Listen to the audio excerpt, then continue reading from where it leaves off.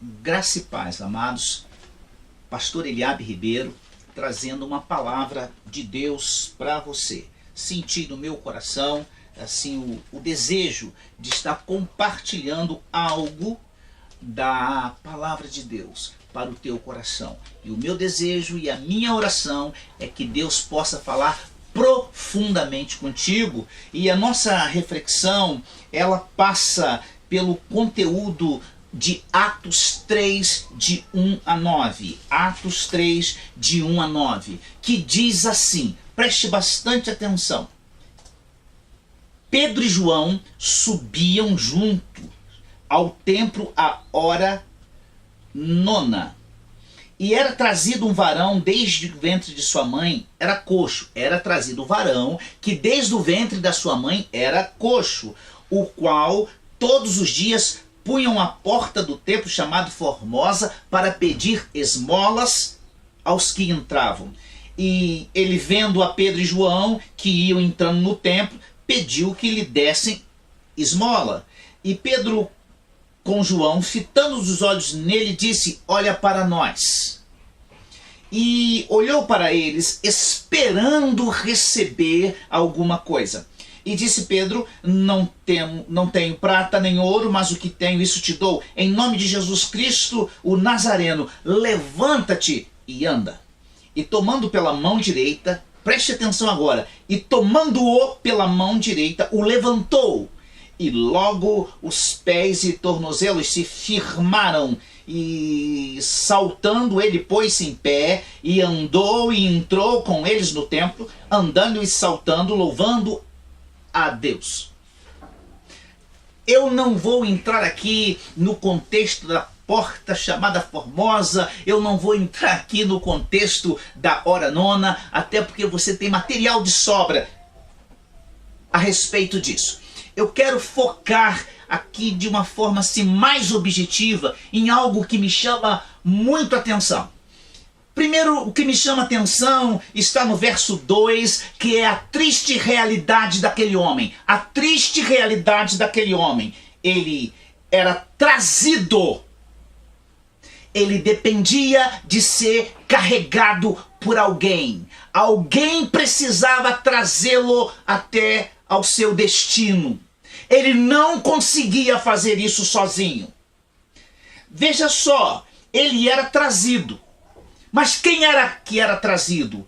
Um varão que desde o ventre da sua mãe era coxo. Ou seja, ele tinha um problema genético. Ou seja, uma deformidade. Ele já nasceu com aquilo. Isso já existia desde o ventre da mãe. Olha que situação desafiadora. Ele não sabia o que era andar confortavelmente, livremente, porque já do ventre da sua mãe, essa realidade triste, machucante, aflitiva, caracterizava a sua história e a sua vida. Então diz o texto que todos os dias ele era colocado no templo chamado Formosa, a porta do templo chamada Formosa, para pedir esmola aos que ali passavam e entravam. Ele era um pedinte, ele era um esmolante. Essa é a verdade. Ele dependia da compaixão alheia, da misericórdia alheia. Misericórdia essa que nem sempre é tão misericordiosa assim. Mas o fato é que ele era alguém absolutamente dependente, totalmente dependente. Quando você olha no verso 5, diz que Pedro e João, no verso 3, Pedro e João iam entrar no templo, então ele vai pedir esmola e pede esmola a Pedro e João. No verso 4 diz que Pedro com João fita os olhos e diz: olha para nós. E aí ele olhou para Pedro e João, e aí ele olhou com uma expectativa. Ele acreditava que ele ia receber algum dinheiro. Ele pensava que ia receber alguma importância. Havia uma expectativa. Por menor que fosse essa expectativa, por mais limitante, limitadora, por mais sem visão de futuro, essa expectativa, o fato é que alguma expectativa ele tinha de que receberia algo da parte de Pedro e da parte de João. Acho muito interessante é que no verso 6 diz assim: e disse Pedro, não tenho prata nem ouro, mas o que eu tenho te dou, em nome de Jesus o Nazareno, levanta-te e anda. Veja, verso 6, não tenho prata nem ouro, mas o que eu tenho te dou, em nome de Jesus o Nazareno, levanta e anda. O que nós temos aqui, querido? Nós temos aqui uma palavra de poder. Nós temos aqui uma palavra de poder, ou seja, uma palavra de poder foi liberada por aqueles que tinham recebido o poder do alto. Está muito fresco aqui na memória daquele povo a experiência do Pentecoste, quando os discípulos foram revestidos de poder, e eles estavam inflamados por aquele poder, eles estavam cheios de poder, cheios da glória, cheios da presença, eles estavam plenos de Deus. A experiência do Pentecoste tinha sido marcante e extraordinária. Eles estavam cheios de poder, e cheios de poder, eles liberaram uma palavra de poder. Cheios de poder, liberaram a palavra de poder. Mas só que quando nós vamos adiante do texto, mais à frente, no verso 7 diz assim: e tomando-o pela mão direita, o levantou, e logo seus pés e tornozelos se firmaram. Opa, estamos aqui com um problema? Ou nós estamos com um grande problema, ou nós estamos com uma grande solução. Sabe por quê? Sabe por quê? Porque o texto está dizendo assim, olha a clareza do texto. Olha a clareza do texto. E tomando-o pela mão direita, o levantou. Querido, uma atitude é tomada por Pedro depois de uma palavra de poder. Uma atitude é tomada por Pedro depois de uma palavra de poder. Gente, a palavra de poder tinha sido liberada. A palavra do milagre tinha sido liberada. Em nome de Jesus o Nazareno, levanta-te e anda. Me parece que quando eu olho para o verso 7, e aí vem Pedro, estende a mão, e Pedro o coloca de pé. Não é ele que se colocou de pé. Pedro o coloca de pé, e aí quando Pedro segura na mão dele, ele dá um salto, e aí os seus pés se firmam. Ele tem uma firmeza agora para andar, para caminhar. Me parece que eu sou obrigado a chegar à seguinte conclusão: poder é necessário, porém nem sempre poder é o suficiente. Poder é necessário, porém nem sempre poder é o suficiente. Eu vou repetir essa afirmação. Me parece que poder é necessário, mas nem sempre poder é o suficiente. Queridos, a palavra tinha sido liberada. Em nome de Jesus o Nazareno, levanta-te e anda. E ele não se levantou. Talvez Pedro olhou, ele, está acontecendo alguma coisa. Está acontecendo alguma coisa. Ele não se levantou. Ele não se levantou. Sabe o que é que eu aprendo aqui? É que tem momentos que uma palavra basta. Tem momentos que uma palavra motivadora basta. Há momentos que uma palavra desafiando a atitude, ao comportamento, a conduta, bastam. Porém, não sempre. Tem momentos que basta, mas tem momentos que não é o suficiente. Além da palavra de poder, há de se ter algo mais. Há de se ter algo mais do que a palavra de poder. Há de se ter um amor poderoso que me leve ao envolvimento poderoso. A palavra de poder foi liberada em nome de Jesus o Nazareno. Levanta-te e anda. Mas não aconteceu nada, não aconteceu nada. Pelo menos é isso que o texto está retratando. Talvez vendo que não acontecia nada, Pedro diz assim: oh, está na hora de eu me envolver mais nesse negócio. Oh, eu preciso agora de um amor poderoso. Eu preciso agora de um amor poderoso. Eu preciso agora ter um envolvimento poderoso. Eu preciso agora ter um comprometimento poderoso com a necessidade desse homem, com a miséria desse homem, com a história desse homem, com as aleijões existenciais desse homem. Sabe? Há muito poder poderoso. Há muito poderoso poder. Mas às vezes não há um amor poderoso.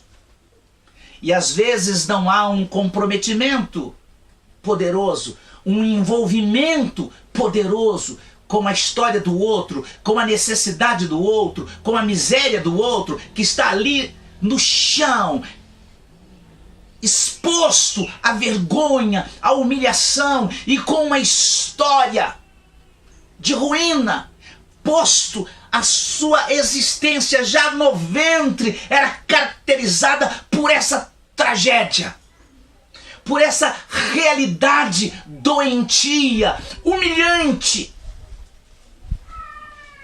De alguma maneira eu olho para esse texto e vejo que quando eu olho para o verso 7 e verso 8, me parece que a gente pode perceber assim, entender mais ou menos assim. Pastor, por que Pedro estendeu a mão? Teve que estender a mão para ele poder dar um salto. Uma das explicações, e há pessoas que defendem isso, que ele estava muito tempo naquela situação. Aliás, a vida toda naquela situação, e ele agora já era um varão. Alguém aproximadamente dos seus 40 anos.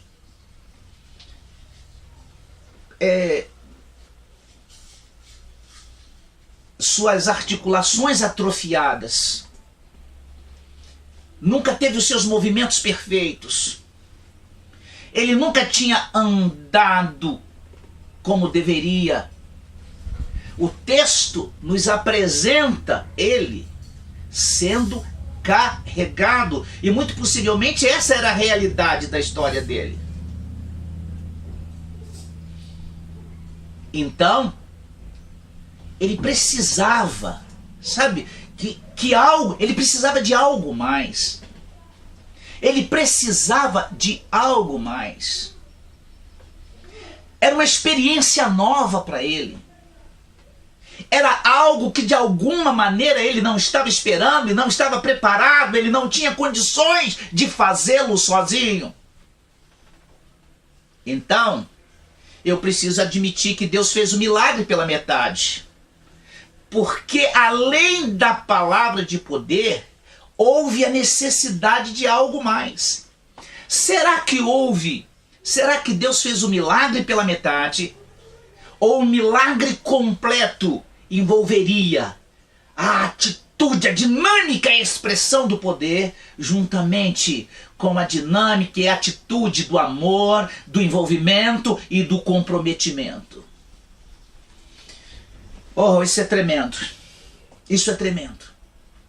Eu penso também o seguinte: será que de repente Pedro, além de uma palavra de poder, ele era alguém que tinha também uma compreensão da alma humana? Às vezes há muito poder e pouca compreensão da alma humana. Há muito poder, mas pouca compreensão da complexidade humana. E isso é trágico. Isso é arruinante. Isso é destrutivo. Talvez Pedro, além do poder recebido de Deus, recebido do alto, Pedro, talvez impressionado com a compaixão que ele presenciou em Jesus, durante o tempo que ele conviveu com Jesus, essa mesma compaixão de repente poderia estar plasmada em Pedro. Pedro sofreu forte influência de Jesus, e talvez naquele momento ele tenha pensado como que Jesus faria numa situação como essa. E talvez a convivência de Pedro com Jesus trouxe a Pedro uma compreensão da alma humana, posto Jesus ter compreendido a alma de Pedro de forma espetacular, de forma singular, de uma forma impactante, que transformou a história de Pedro. Talvez Pedro estivesse marcado pela compreensão de Jesus, que quando Jesus vai estar com Pedro, depois da ressurreição, Jesus tem lá um encontro com ele, lá nas águas, lá na pescaria, e daqui a pouco Pedro descobre que Jesus tem uma palavra de milagre para liberar para ele, Jesus tem uma palavra amorosa, e Jesus pergunta: Pedro, você me ama? Você me ama? Você me ama? Jesus não quer debater com Pedro o pecado de Pedro, a negação de Pedro, sim, a fraqueza de Pedro, a limitação de Pedro. Ele simplesmente perguntou: Pedro, você me ama? E aí daqui a pouco está Pedro comendo uma comida deliciosa, um peixe delicioso, um jantar delicioso, feito por Jesus Cristo. Olha que coisa impactante, o quanto que essa cena deve ter influenciado as atitudes e as posturas de Pedro. Olha que coisa impactante, olha que coisa forte, olha que coisa poderosa. Então talvez Pedro consiga olhar para aquele coxo e dizer assim: oh, esse sujeito não está acreditando no que está acontecendo. Ele não está acreditando. E nem tem como acreditar. Ele está aqui esses anos todos, à porta do templo, e ele está vivendo da esmola, e ninguém fez absolutamente nada por ele, a não ser algumas esmolas. Ele não está acreditando, ele não está acreditando na palavra. Levanta e anda, levanta e anda. Oh, mas eu liberei uma palavra de poder, eu liberei uma palavra de poder, eu liberei uma palavra de poder, mas Pedro entende: oh, aí tem uma alma, aí tem um indivíduo, aí tem uma complexidade, aí existe uma singularidade. Talvez se essa palavra fosse dirigida a mim, oh, quando Jesus falou assim: sai do barco, eu já saí rapidinho e fui andar sobre as águas. E aí quando eu duvidei, eu caí, mas a verdade é que eu saí do barco ao comando de Jesus. Mas talvez Pedro tenha pensado: esse cara é diferente de mim. Esse cara tem uma história diferente da minha. Eu não posso esperar que ele reaja exatamente igual a mim. Eu sei o que eu faria numa situação dessa, mas ele está fazendo diferente. Talvez tomado por essa compreensão. Não por causa da sua condição acadêmica, mas por causa daquilo que ele aprendeu na convivência com o Cristo. Um especialista na alma humana, no comportamento humano, nas reações humanas. Veja. Esse sujeito não está acreditando no que está acontecendo. Talvez Pedro tenha pensado assim: ele pode ser, ou está sendo impedido pelas suas complexidades emocionais, pelas suas limitações emocionais. Limitações essas oriundas de sua realidade. Que realidade? Verso 2. Alguém que era carregado. Alguém que desde o ventre da sua mãe era coxo. Alguém que todos os dias era colocado na porta do templo e não entrava no templo para adorar, porque ele não podia fazê-lo. Mas ele era colocado ali para pedir esmola. Que situação complicada. E parece que Pedro consegue então, talvez, eu estou aqui pensando comigo, é isso? Talvez ele tenha discernido assim e pensado assim: olha, a vida desse cara é muito dura. A vida dele é complicada, é uma vida de humilhações, porque a situação dele era humilhante, uma vida de vergonha. Uma vida de maldição, porque na verdade, dentro lá do contexto daquele povo, a condição daquele homem, o fato dele ser um aleijado, o fato dele ser um coxo, era sinal de que ele estava debaixo de uma maldição. Isso o tornava indigno. Para você ter uma ideia, ele não podia entrar no templo, porque ele não era alguém perfeito. As pessoas olhavam para ele e viam ele como um maldito, viam ele como alguém indigno, viam ele como um maldito, viam ele como alguém indigno. E talvez Pedro tenha conseguido captar essa verdade da alma daquele homem, esse sentimento predominante na alma daquele homem, que não conseguia superar isso. Veja, querido,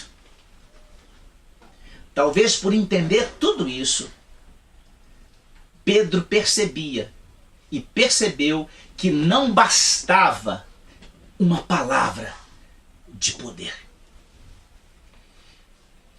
Pedro percebeu que não bastava uma palavra de poder.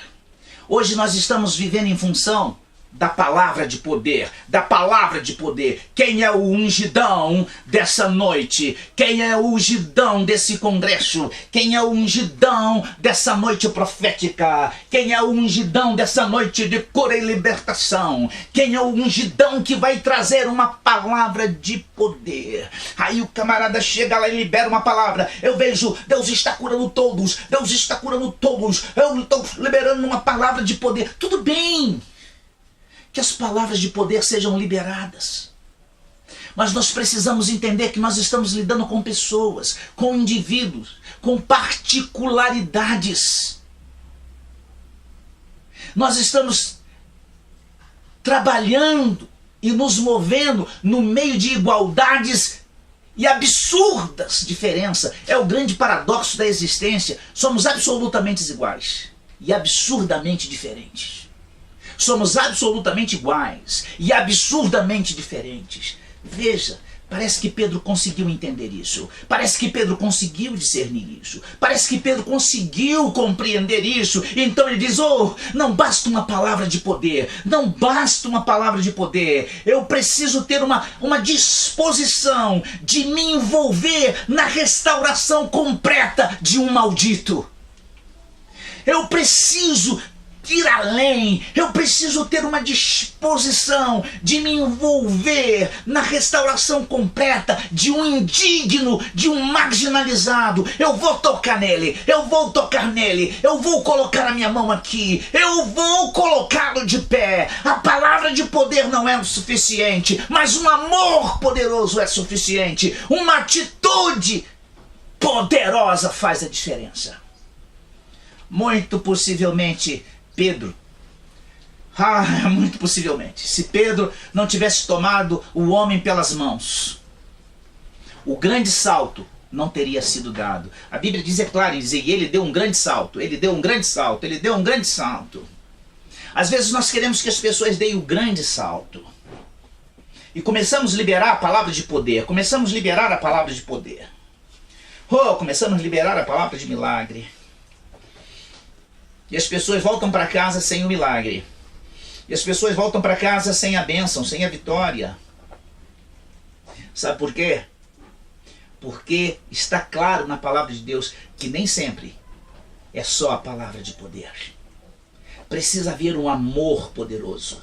Precisa haver um envolvimento poderoso. Precisa haver um comprometimento poderoso. Mas ele é um maldito, ele é um marginalizado, ele é um caído, ele é um perdido, ele está no chão, ele é reconhecido pela sociedade como vergonha, ele é reconhecido pela sociedade como alguém a não ser considerado, porque a sua condição coloca essa carga sobre ele. Mas Pedro decide tocar. Pedro decide estender a mão. Pedro decide dizer assim, segura aqui na minha mão, eu vou te colocar de pé. E diz o texto que então ele começou a caminhar.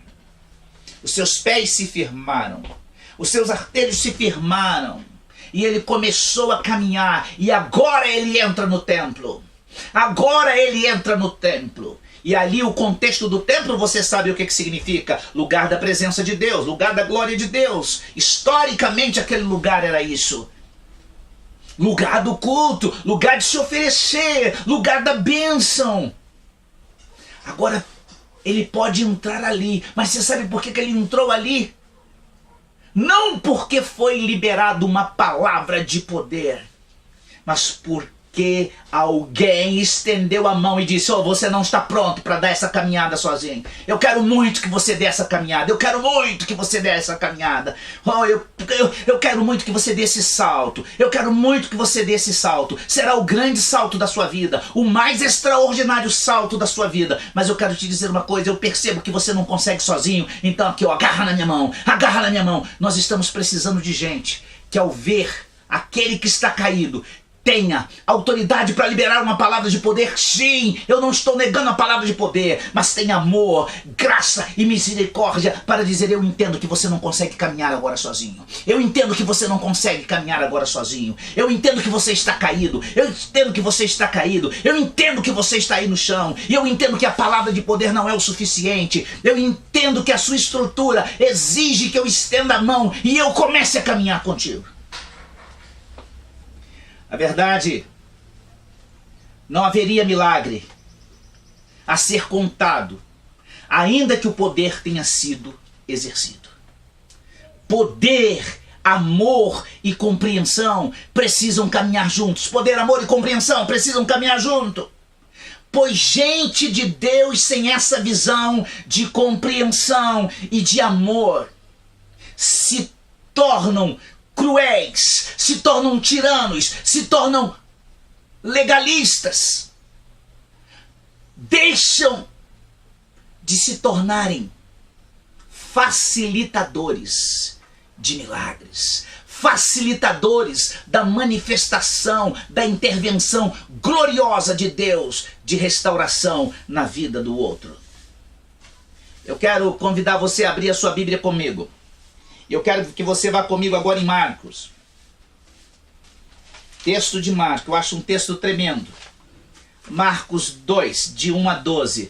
Preste atenção o que está escrito. Marcos 2, de 1 a 12 diz assim: e alguns dias depois entrou outra vez em Cafarnaum e soube-se que Jesus estava em casa.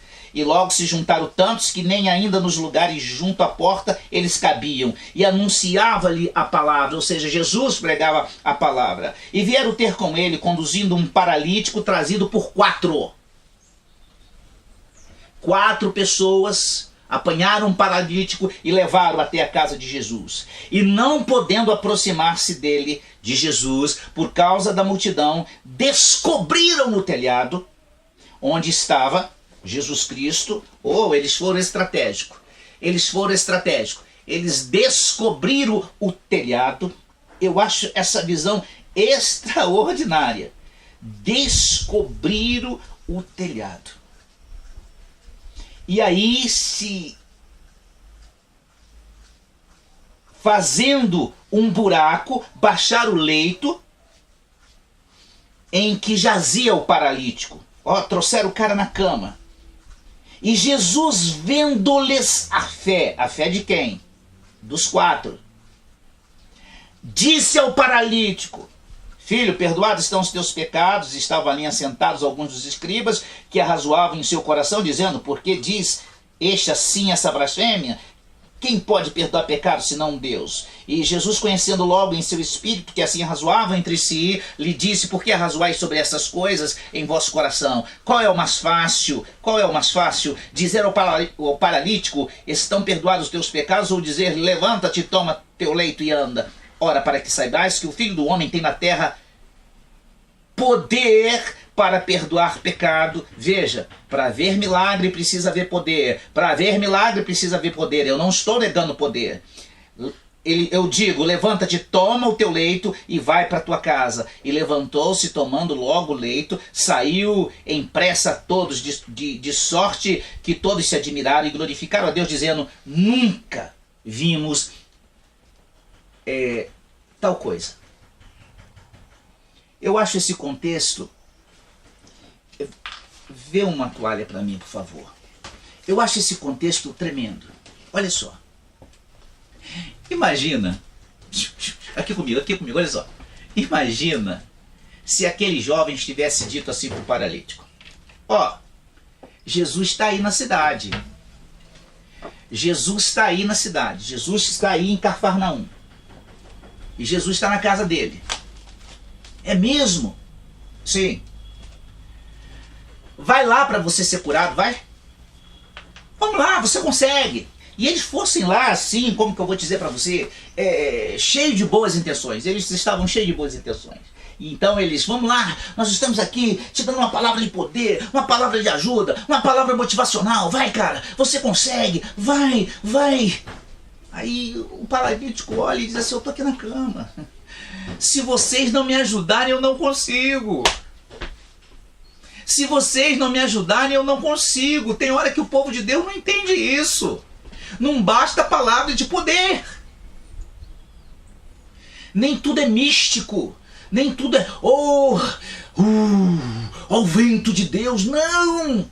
Tem coisas práticas no processo da vitória, do milagre. É quando eu decido ser vitória na vida do outro. Eu decido ser milagre na vida do outro. E aí eles continuavam dizendo, olha rapaz, há uma força dentro de você. Usa essa força para você se superar. O que é isso? Você é capaz de superar essa situação. Eu estou falando isso, irmãos, porque esse discurso hoje é muito forte. Há muitos congressos aí hoje, eventos que têm uma forte ênfase. Você é isso, você é alguém extraordinário, você consegue. Essa força que há dentro de você. Eu fico imaginando alguém, né, um palestrante desses de hoje, dizendo para aquele paralítico, olha, há uma força dentro de você, use essa força aqui dentro de você, você vai conseguir. Mas eu não consigo, eu sou paralítico, eu estou aqui nessa cama, entrevado nessa cama. Não, mas há uma força dentro de você. Oh, eu fico imaginando se aqueles jovens ou uns palestrantes de hoje dissessem para ele assim, oh, é você que precisa superar essa sua história aleijada e arruinada. Eu ouço muitas palestras e vejo que a temática muitas vezes vai por esse caminho. É você que precisa superar. É você que... essa superação. Gente, isso é chique demais. Mas o cara era paralítico. O outro era coxo.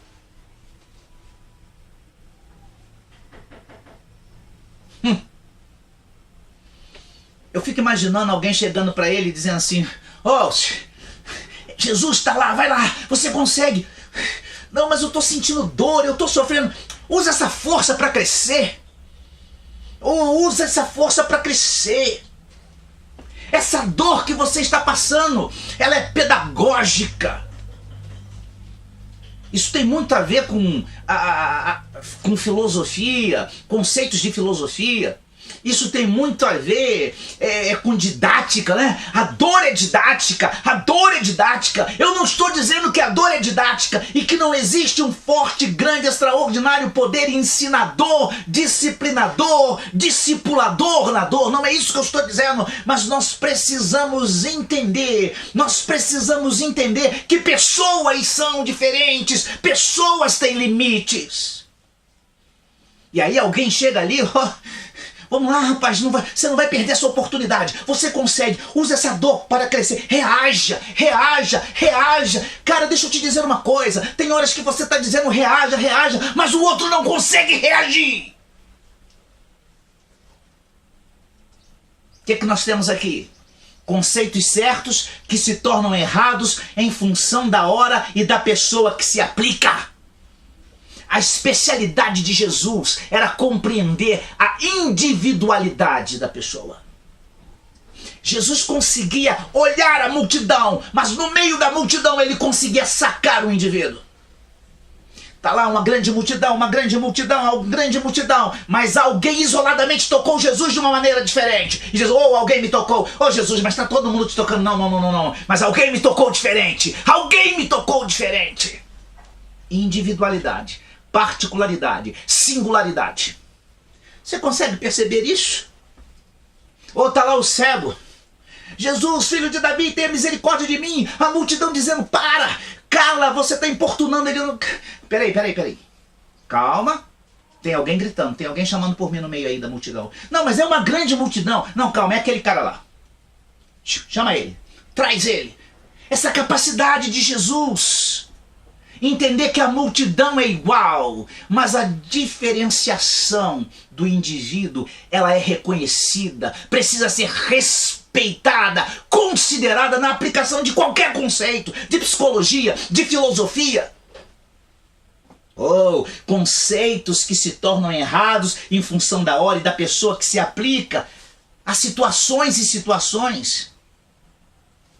Então eu fico imaginando aquele paralítico dizendo para os 4 jovens: eu quero, mas eu não consigo.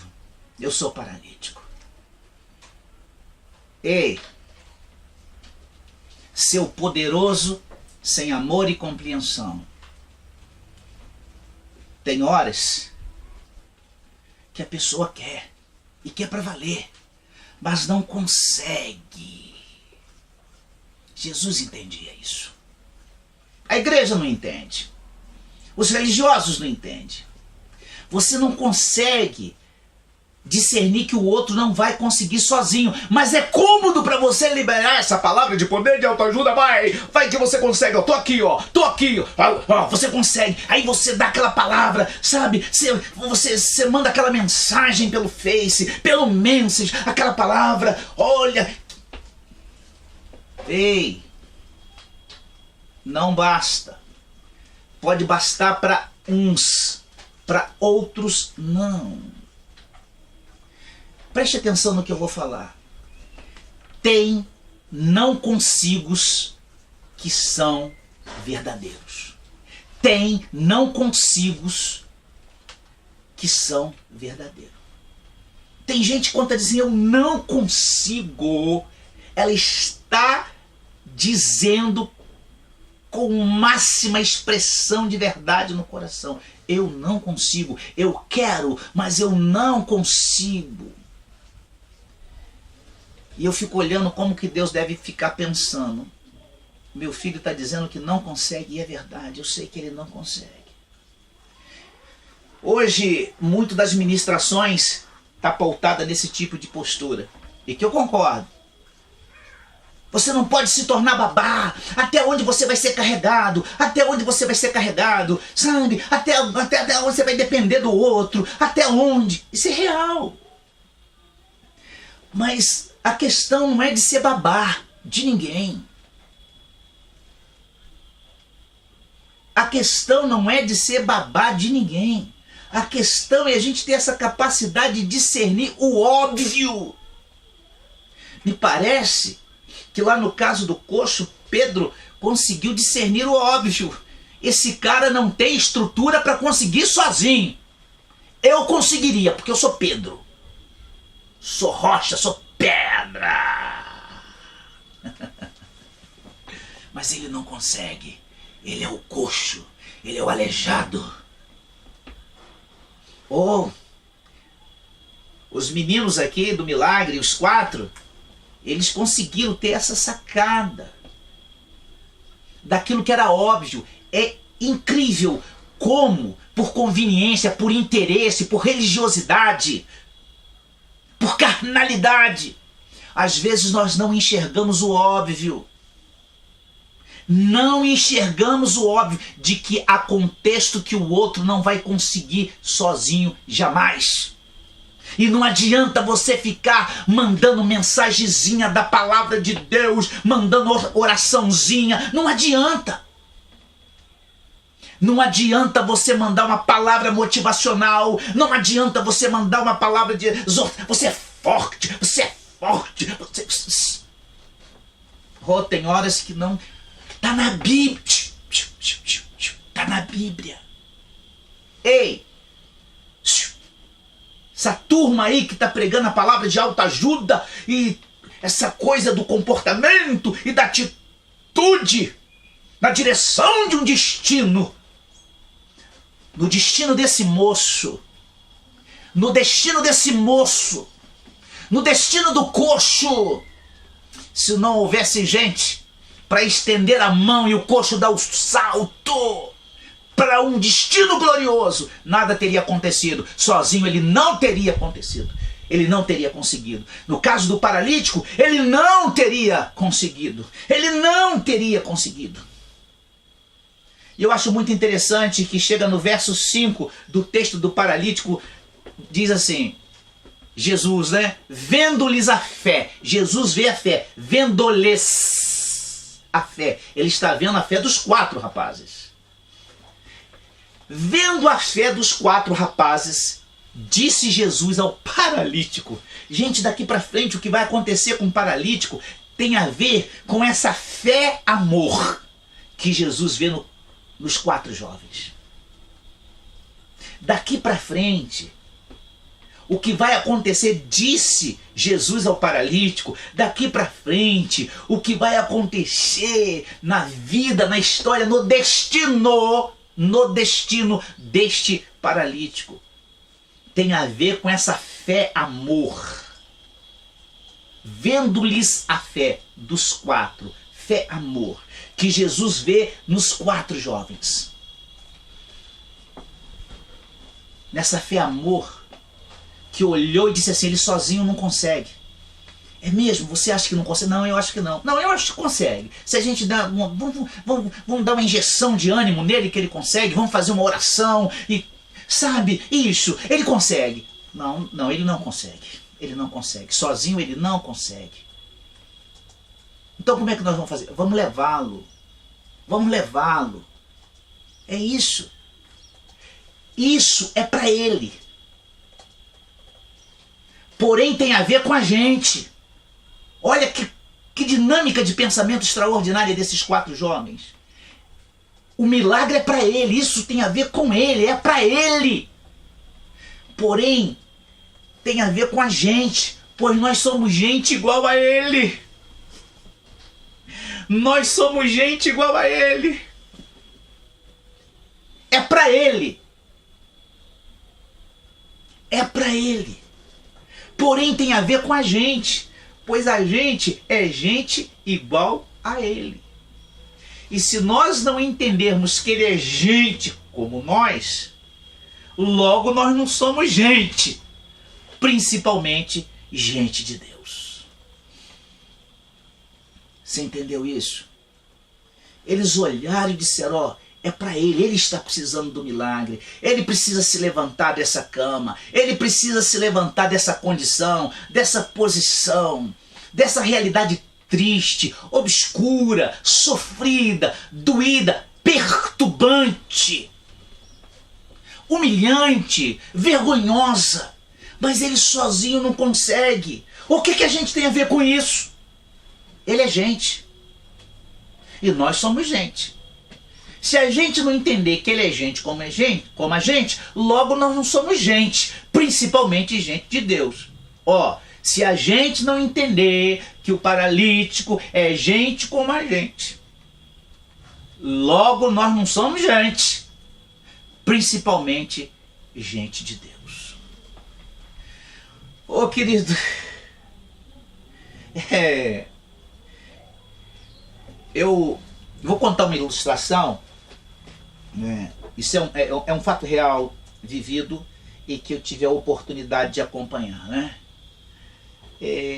Um pai mandou uma mensagem para uma filha e a filha manda de volta. O pai estava num estado depressivo agudo,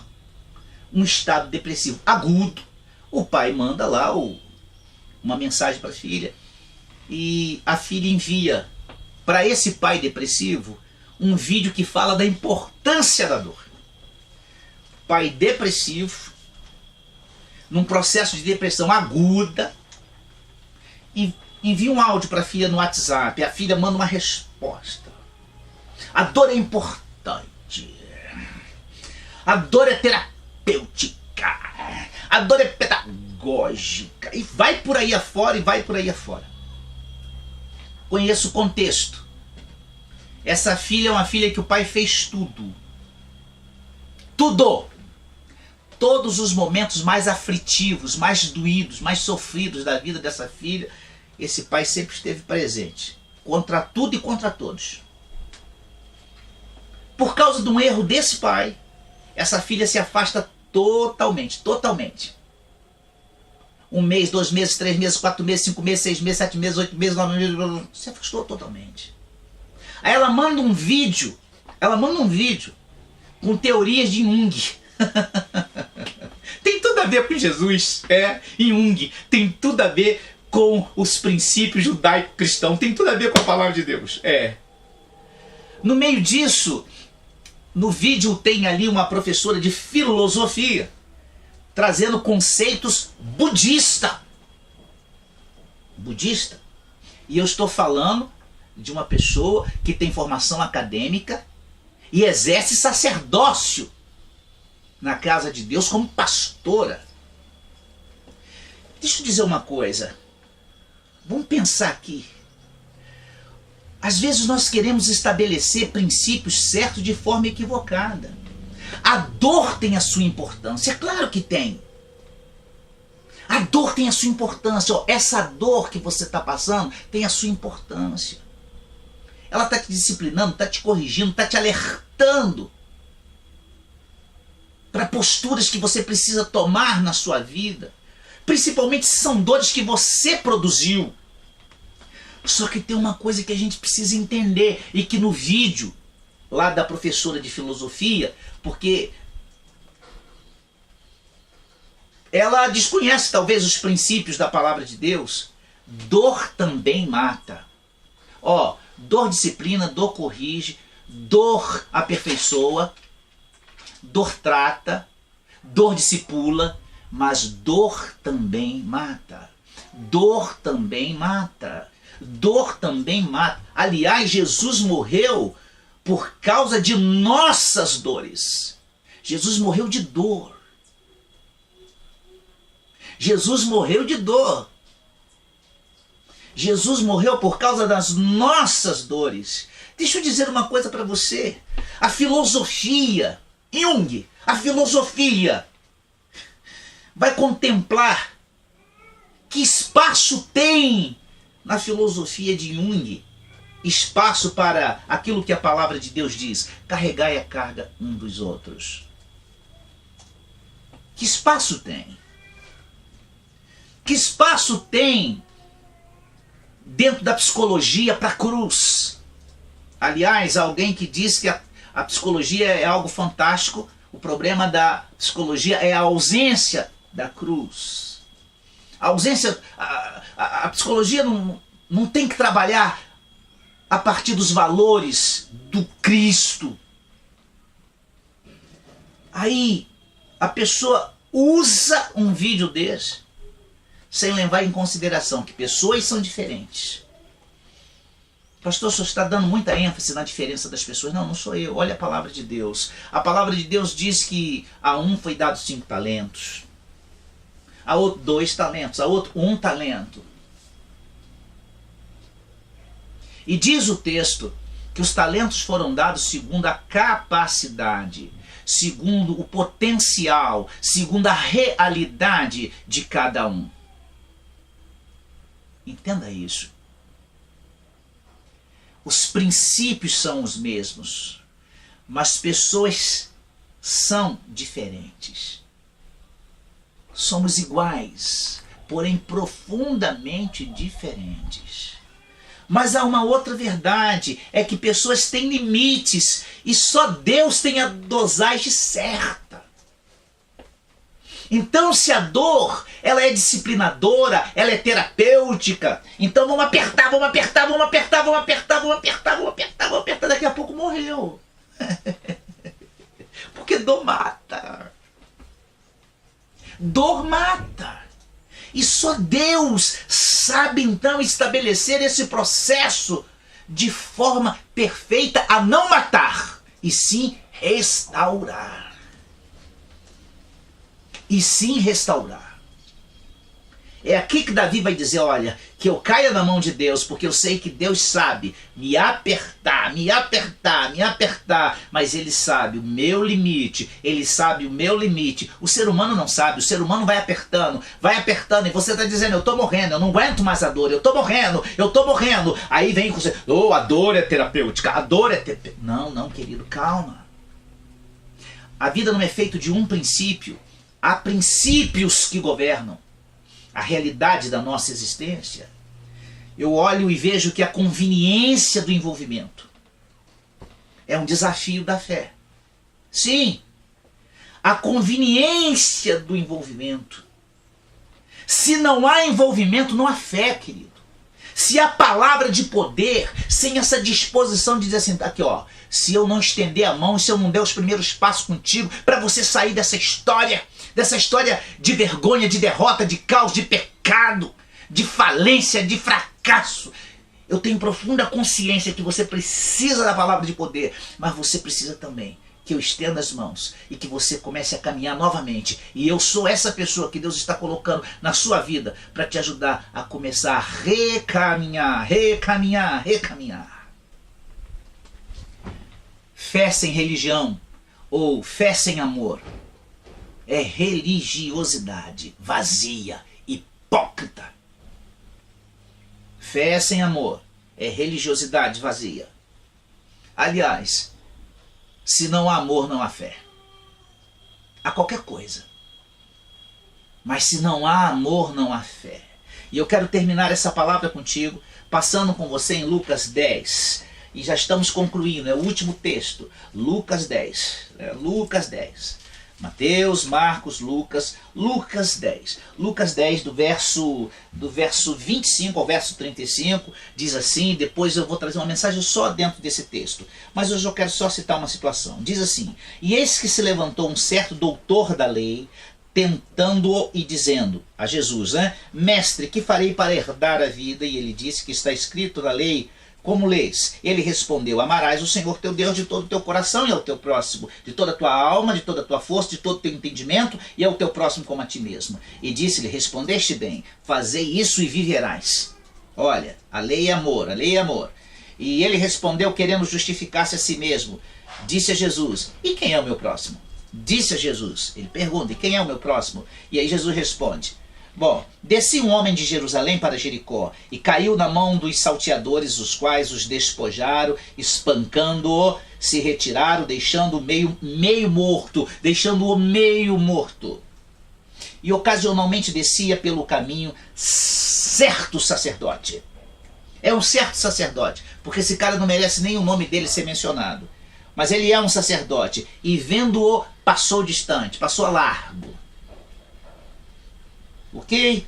E diz assim, e de igual modo também passou um levita, outro religioso, outro cara da estrutura de culto. Passou um levita, e chegando àquele lugar, vendo-o, tanto o sacerdote quanto o levita viram aquele homem caído, quase morto, mas ainda não estava morto. E o levita também passou de largo. Aí vem um samaritano. Quem é o samaritano? O samaritano para o judeu é um maldito, é um indigno, é um menor, é um inferior, E aí passa o samaritano, que ia de viagem. Ele ia de viagem. Então ele tinha um destino, ele estava num projeto. Chegou ao pé dele e vendo-o, moveu-se de íntima compaixão. E vendo-o, chegou ao pé dele e vendo-o, moveu-se de íntima compaixão. E aproximando-se, atou-lhe as feridas, aplicando-lhe azeite, vinho e pondo-o sobre sua cavalgadura, levou-o para uma estalagem, cuidou dele e partindo no outro dia tirou 2 dinheiros, deu-lhe ao hospedeiro e lhe disse, cuida dele. E tudo que lhe der demais você gastar com ele, eu te pagarei quando você voltar. Veja, eu quero terminar aqui. Um homem foi assaltado, foi espancado, passou por um alto grau de violência, e a violência foi tanta que ele ficou jogado ali quase que morto. Vem um sacerdote, vem um homem da fé, um homem religioso, vem o homem do poder. Vem o homem do poder, daquele que diz assim, receba! E olha de lado. Olhou assim, ó, tô passando. Isso não tem nada a ver comigo. Isso não tem nada a ver comigo. Esse tipo de gente não é a gente que eu sou. Se não é a gente que eu sou, logo ele não é gente. Até porque eu sou sacerdote. Eu não sou gente, eu sou sacerdote. E passo de largo. Aquilo ali é um problema de gente. E eu estou aqui para resolver problema de sacerdote. Eu tenho soluções sacerdotais. eu não tenho solução para gente que está nessa situação. Porque eu não sou esse tipo de gente. Eu não sou gente igual a ele. Então alguém nessa história não é gente, porque Deus criou os iguais. Vem o levita e faz a mesma coisa. Um outro religioso passa e olha e diz ali, vê aquela situação e passa de lado. Agora vem o samaritano. O samaritano é considerado maldito, ele é considerado indigno. Mas diz o texto que quando ele viu aquilo, ele se moveu a partir de uma coisinha chamada íntima compaixão. Daí se dizer o bom samaritano. Ele foi tomado por uma íntima compaixão. Deixa eu te falar uma coisa. Compaixão é uma questão de uma atitude, de um comportamento, é uma coisa do interior, é uma coisa do caráter da pessoa. Aí ele olha e se move de íntima compaixão e me chama a atenção nesse texto que diz que ele vai aos pés daquele que estava quase que morrendo. Mas é muito interessante que ele estava numa viagem, os outros não. Os outros estavam a caminho, ele não estava estava numa viagem, num projeto. Ele para o projeto da vida dele e ele chega ali para os pés. E ele vai usar das ataduras, vai cuidar da ferida ali, daquilo que ele pode fazer de forma emergencial. Seria assim os primeiros socorros. Ele usa do azeite, ele usa do vinho. Ele pega aquele que estava quase morto, mas ainda não estava morto. Estava quase morto, mas ainda não estava morto. Ele pega e de alguma forma ele faz ali um esforço e coloca sobre a sua montaria. Leva ali para uma estalagem, paga as despesas e diz assim, olha, dorme ali e no dia seguinte ele vai continuar a sua viagem, o seu projeto. Ele diz assim, tá aqui 2 dinheiros, gaste no que for preciso e se precisar gastar mais, gaste, porque quando eu voltar, eu te reembolso tudo que você precisou fazer, todas as despesas. Você consegue entender isso? Alguém estava quase morto. Alguém estava quase morto. Espancado, assaltado, roubado. Não importa que ele tenha dado mole, talvez ele não era para ter passado ali, talvez ele foi um imprudente, talvez ele foi um bobão de ter passado ali, era um lugar perigoso, ele deveria ter pensado melhor, ele tomou uma decisão errada, ele tomou uma decisão equivocada, então ele tem que arcar com as consequências. Oh, bem feito, é isso mesmo, ele passou no lugar errado, na hora errada, e parou para as pessoas erradas. A gente pensa assim, não é verdade? Aí passa o sacerdote, o homem do poder, e não sente nada. Talvez ele tenha falado assim, você supera essa situação aí, ó. Falou consigo mesmo, não preciso parar, não preciso fazer nada. Não. Vou aqui mentalizar uma motivação poderosa. Talvez o levita também tenha pensado da mesma forma. Mas o maldito samaritano, o indigno samaritano, o impuro samaritano, foi movido de compaixão. Compaixão. Íntima, profunda compaixão. E ele se coloca ali aos pés. Um dia eu vou trabalhar esse texto com vocês. E ali ele começa a cuidar, porque ele quer ver aquela pessoa restaurada. E ele sabia que para aquela pessoa ser restaurada ele precisava se envolver. Não bastava uma palavra de poder, ele tinha que se envolver. Ele tinha que pegar nas feridas. Ele tinha que colocar a mão nas feridas, no sangue.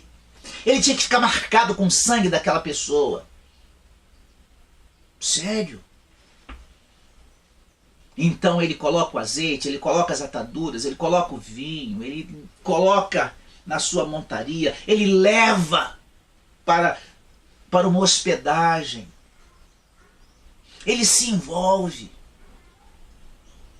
Deixa eu dizer uma coisa. Há pessoas que jamais serão restauradas por Deus. Se você não entender que Deus restaura a gente através de gente que entende que gente precisa se envolver no milagre do outro. Nós estamos vivendo um tempo em que a igreja tem muito poder. Há muita palavra de poder. Há pessoas que estão caídas. Há pessoas que estão feridas. As pessoas que estão machucadas. E que não se levantarão. Não por falta de uma palavra de poder. Não por falta de encontros de restauração, encontro com Deus.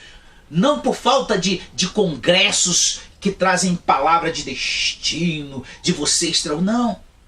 É por falta de gente que diga assim, no nível que você chegou, se eu não estender a mão, se eu não tiver uma fé amor, que me transporte da palavra de poder para o amor de poder, você jamais será restaurado. Há lideranças passando por isso. Há pastores passando por isso. Há gente no rebanho passando por isso. Recebendo a cada dia, a cada final de semana, uma palavra mais poderosa do que a outra. Mas quando a gente olha para esses textos que eu li, no contexto do ministério de Jesus, no contexto do ministério de Jesus, quem é Jesus? É a palavra encarnada, é o verbo que se fez carne. A maior referência da Bíblia é Jesus. Todas as demais são importantes, mas a referência central da palavra de Deus é Jesus. Você olha e você vê que poder poderoso. Não é redundância não, é proposital. Poder poderoso e amor poderoso produzem milagre. Não basta só uma palavra poderosa. Há de se ter uma atitude poderosa. Há de se ter uma conduta, um comportamento poderoso. E quando eu olho para esse samaritano, que é chamado de bom samaritano por causa dessa íntima compaixão, eu vejo o poder de uma atitude e de um comportamento poderoso em amor, graça e misericórdia.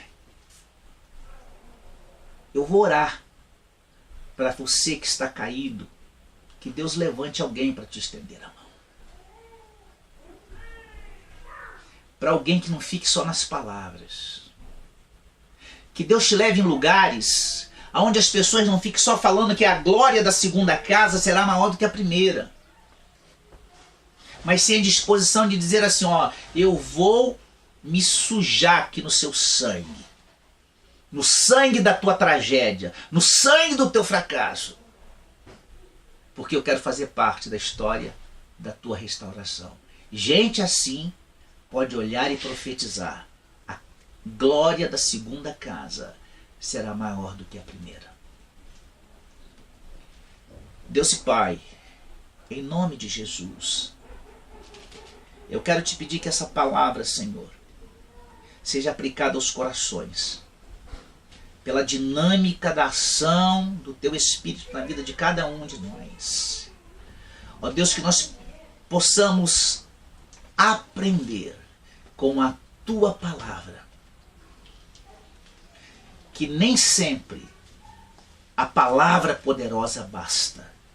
Há de se ter uma atitude amorosa poderosa. Nem sempre, Senhor, é a palavra do milagre, mas é o amor do milagre.